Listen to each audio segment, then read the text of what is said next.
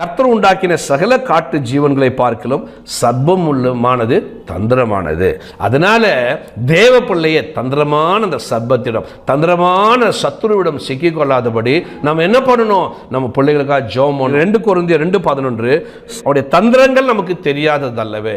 அவன் தந்திரவாதி என்று தெரிந்த பிறகு கூட, சத்ரு நம்மை அழிப்பான், அல்லவும் கொல்லவும் அழிக்கும் வருவான்னு தெரிந்த பிறகு கூட நாமும் பயப்படாமல் இருந்தோம்னா நம்மை விட முட்டாள்கள் யாரும் இருக்க மாட்டாங்க. அவன் ஆண்டவருடைய பாதுகாப்பில் இருந்து உங்களை விளக்க வேண்டும் என்று சொல்லி இதில் நம்ம வீக்காக இருக்கிறோம். அந்த காரியத்தில் அவன் என்ன பண்ணுவான்? நம்ம அழிக்க. பேதுரு 5:8 தெளிந்த புத்தி உள்ளவர்களாக இருங்கள், விழித்திருங்கள், ஏனெனில் உங்கள் எதிராளி யாரு? நமக்கு மனுஷன் இல்லைங்க. நம்ம நினைச்சுக்கிறோம் பக்கத்து வீட்டுக்காரன் நமக்கு எதிராளி, என்னோட வேலை செய்கிறவன் எதிராளி, என் சொந்தக்காரன் எதிராளி, என்னை பற்றி தப்பா பேசுறான், எனக்கு தீங்கு பண்ணிட்டான் அப்படி நினைக்கிறோம். இல்லை, அவங்களை எல்லாம் பயன்படுத்துகிறது சத்ருவானவன் தான். நம்ம ஜாக்கிரதையா கர்த்தருக்கு பயந்து நடந்தோம்னா என்ன பண்ணுவோம்? தந்திரங்களிலிருந்து நாம் தப்பித்துக் கொள்வோம்.